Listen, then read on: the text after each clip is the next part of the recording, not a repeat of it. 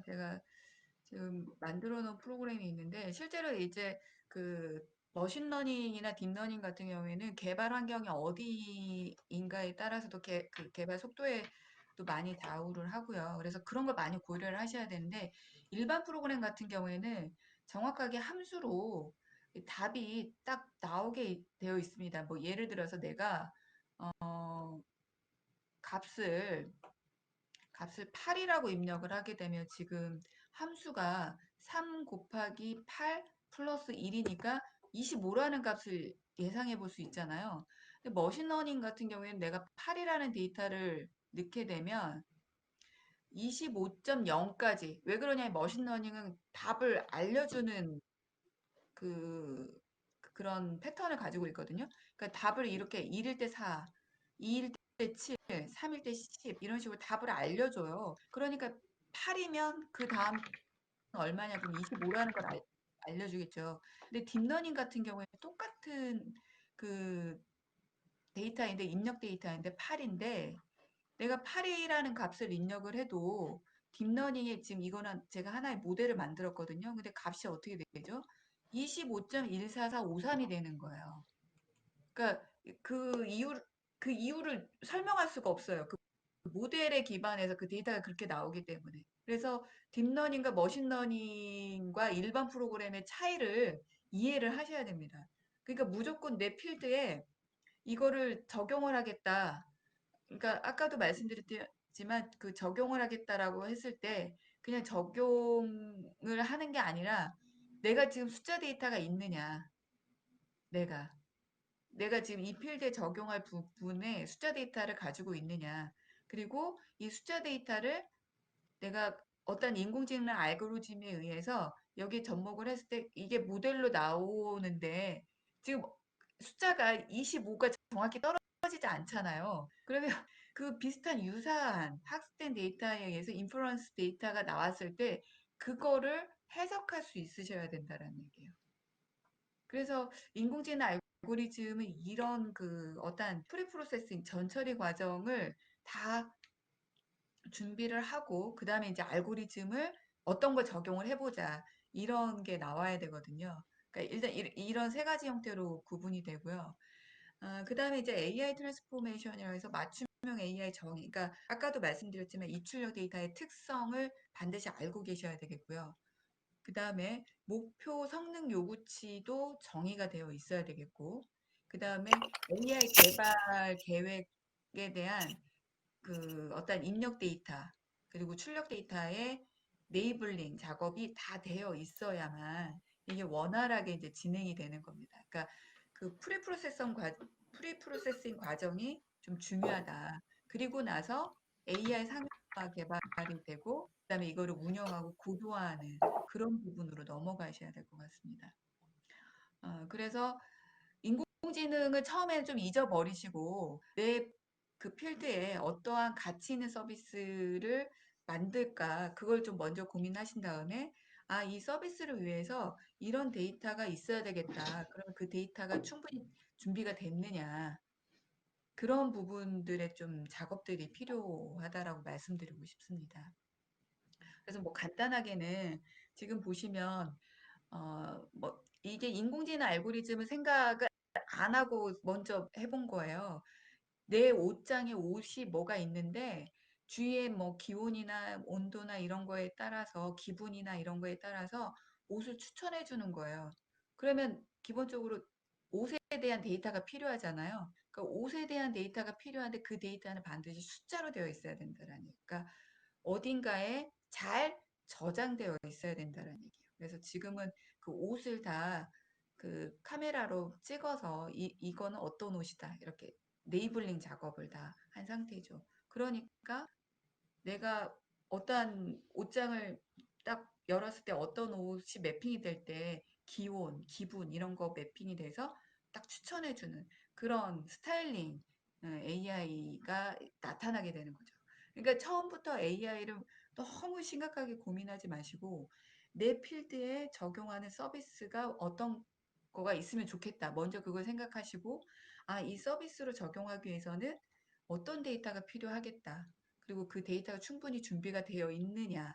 있으면 그때 인공지능 알고리즘을 접목해야 된다라고 볼 수가 있겠습니다.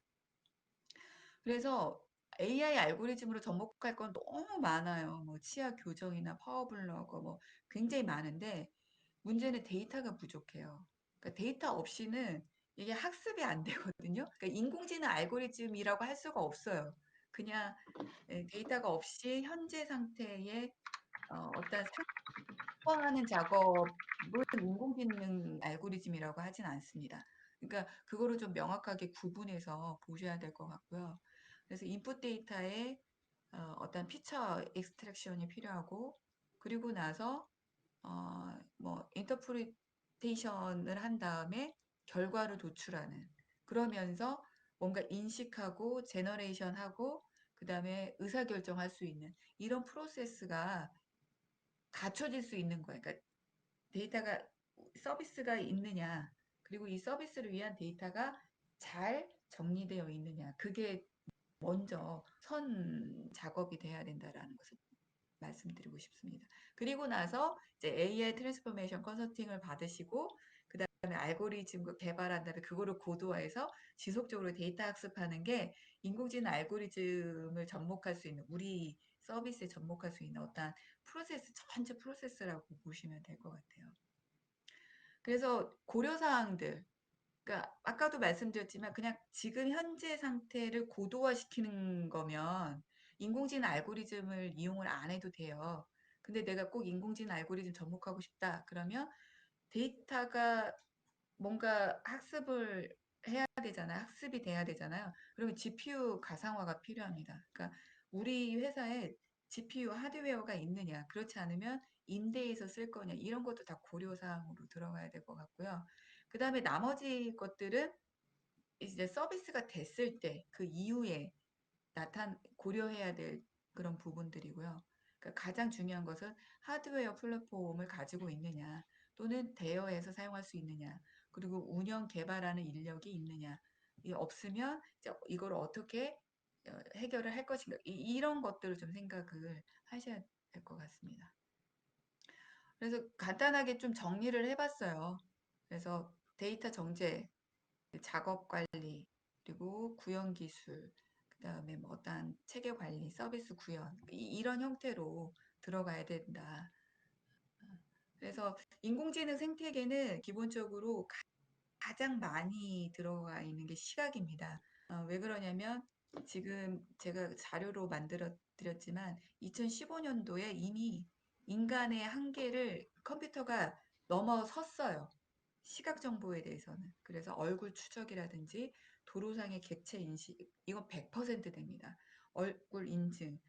다만 그 카메라가 도로상의 카메라에 뭔가 이제 악천후가 닥쳤을 때는 객체 인식에 약간 영향을 미치는데 그런 조건이 아니고 정말 평범한 우리가 그 일반 환경에 있어서는 인간의 능력을 이미 다 뛰어넘었다라고 지금 이미 보고서에 나와 있습니다. 그래서 이런 시각된 그런 생태계들이 있고요.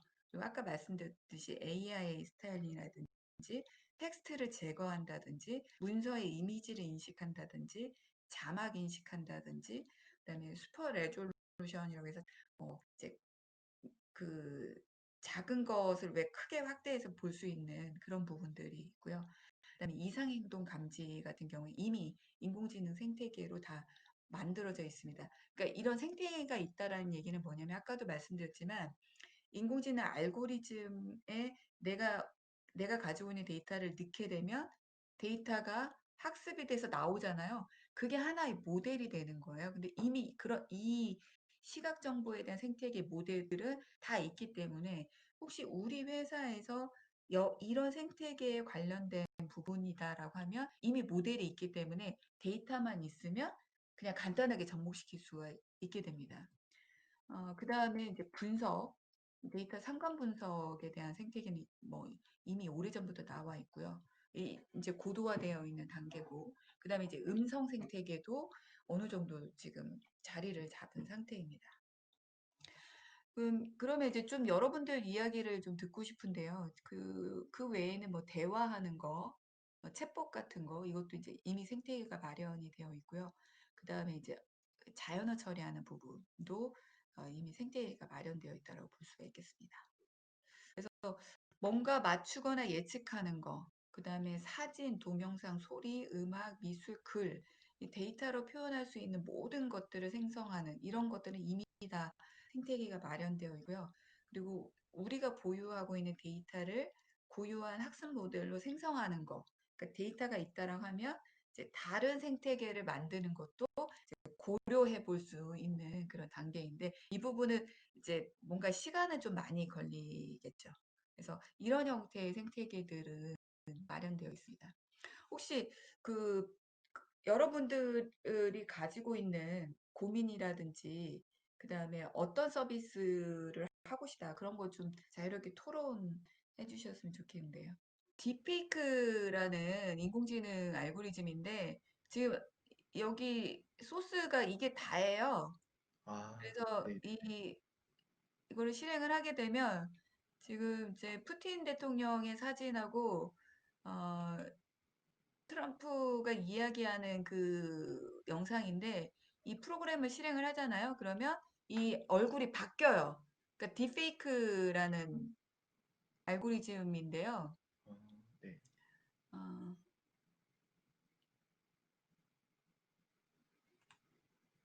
지금 화면 보이세요?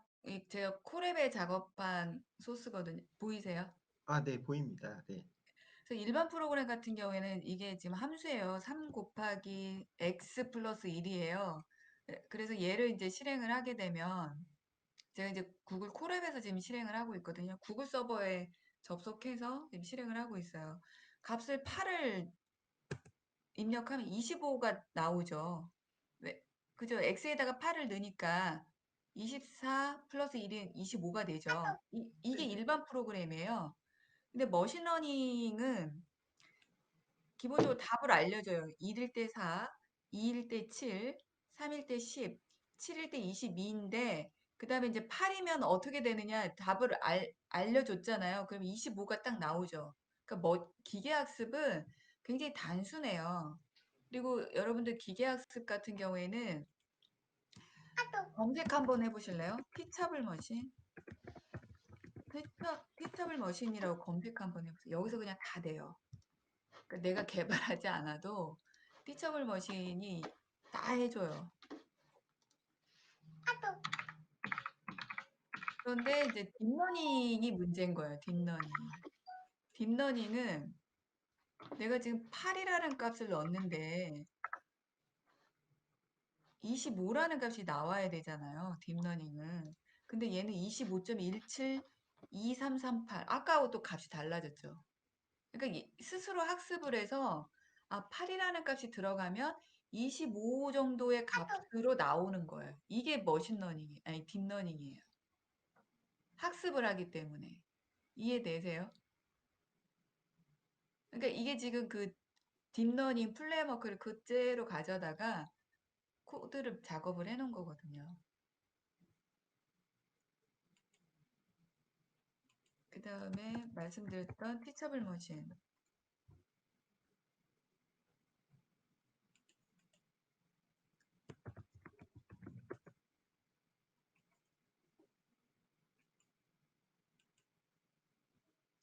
이 Get Started에서 보시면은요. 여기 이미지 프로젝트, 오디오 프로젝트, 포즈 프로젝트는 이미 그냥 여기서 다 돼요. 그러니까 간단히 테스트를 해보시면 뭐 제가 지금 이제 주먹을 해볼게요. 주먹. 이 화면 보이세요? 아, 네, 보입니다. 네. 네, 그 다음에 가위 해볼게요. 그럼 여기 이제 모델 트레이닝이라는 게 있잖아요.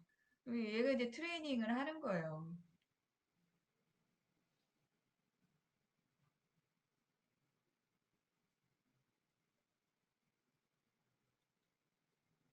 트레인 지금 하고 있죠. 그러니까 이런 것들은 이미 다 나와 있어요. 트레인 됐고, 제가 지금 아무것도 안 하거든요. 그 다음에 이제 이걸 하면 어때요? 100% 주머. 맞죠? 어, 100% 가입. 어, 어떠세요?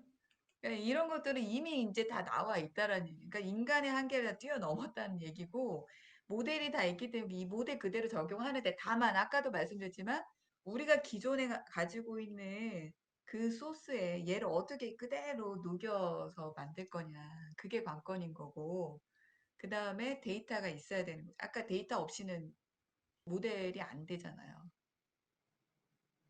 그래서 지금 화면 공유가 변환을 아직도 하고 있네, 얘는. 혹시 변환을 아직도 하고 아니면 제가 채팅창에 이걸 올려드릴게요. 제가 했던 거. 뭐 이제 예, 올라갔는데 한번 보세요. 그러면 여기서 데이터를 가지고 있느냐 이거예요. 예.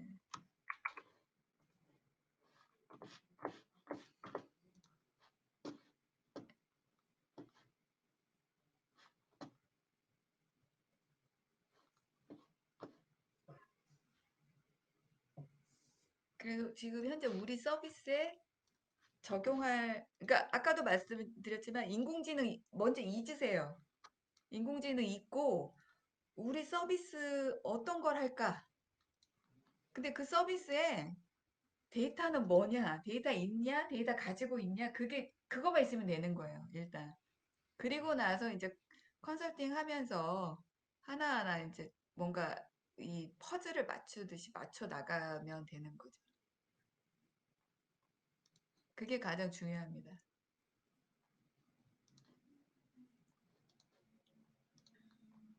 그러면 아까 이제 그 컴퓨터 이제 어쨌든 GPU를 쓰든 뭐 다른 CPU를 쓰든 어쨌든 연산을 해야 되는데 속도를 빠르게 하는 거는 로직인가요? 결국에는 아니면은 아, 네, 로직, 네, 로직은 네.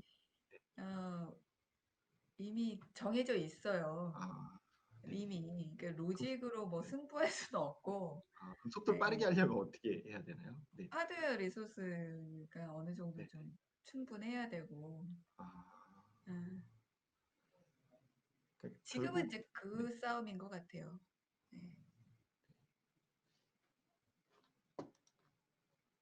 왜 그러냐면 프레임워크 안에 이미 모델이 다 있잖아요. 그렇죠, 그렇죠. 알고리즘들이. 네, 네. 네. 그 거기서 뭘 승부를 해요? 안 되죠. 계산 속도는 이제 리소스로 승부를 볼 수밖에 없는 거지. 결국에는 그럼 데이터를 줄여가지고 뭐 속도를 빠르게 한다거나 그러면 이제 정확도가 낮아지죠. 아, 그러니까 이 딥러닝은 데이터 싸움인데 네, 데이터를 어느 정도 확보를 해서 그러니까 적정한 데이터를 확보하는 게 굉장히 중요하거든요. 그러니까 많은 데이터도 필요 없어요. 많은 데이터 있어봐야 만약에 불필요한 동일한 데이터들이면 다 결제치로 이 정리해줘야 되거든요. 그러니까 그 다음, 그러니까 서비스가, 뭘 할 서비스가 있느냐, 데이터가 준비가 돼 있느냐, 그 다음에 80% 작업이 뭐냐면 데이터 전처리예요. 딥러닝을 할 수 있는 데이터를 만드는 게 또 이게 가장 중요하거든요. 그래서 뭐 네이블링 해줘야 되고 결제치는 어떻게 할 거며 결제치를 다 버릴 수는 없거든요. 그러니까 예를 들어서 이 값이 2, 3, 4가 있어요. 이거의 평균은 3이잖아요. 평균은. 근데 0, 10, 그 다음에 뭐 0이라는 값이 있어요. 이거의 평균도 어떻게 돼요? 거의 3하고 가깝죠. 그럼 0이라는 값을 그냥 버릴 거냐? 아까는 2, 3, 4가 있었잖아요, 값이. 네, 평균으로 값을 갔는데, 얘를 10이라는 값만 가지고 가면 어때요? 오차가 굉장히 커지죠. 그러니까 그 데이터들을 이제 어떻게 할 거냐예요. 그게 대부분이 그러니까 인공지능에서 전처리 작업 거의 80%가 데이터 전처리예요. 데이터만 정확하게 가지고 있으면 그 다음은 이제 문제가 안 돼요. 그러니까 그 싸움인 거예요, 지금. 데이터 전처리 어떻게 내가 알맞은 그러니까 크기, 정확한 데이터, 알맞은 데이터. 이게 지금 관건인 거죠. 그리고 나서 이제 알고리즘 구축됐어요. 그 다음에 이제 고도화. 그 다음 단계예요. 그러니까 거의 80%가 데이터 작업이라고 보시면 됩니다.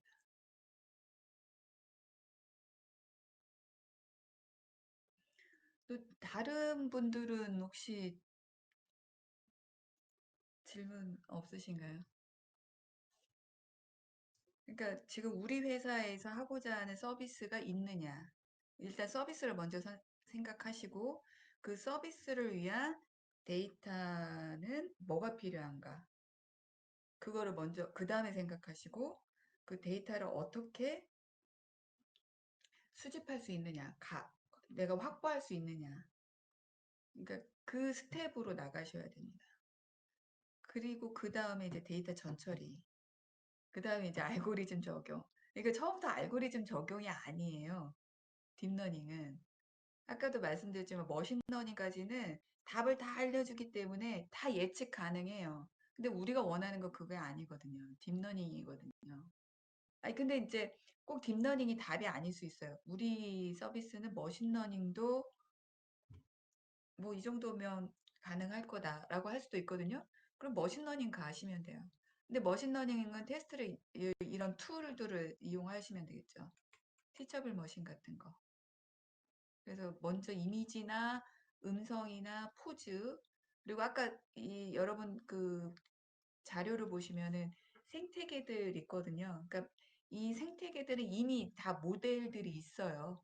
그 모델 가져다가 사용하시면 테스트 해보시면 돼요. 그때는. 예.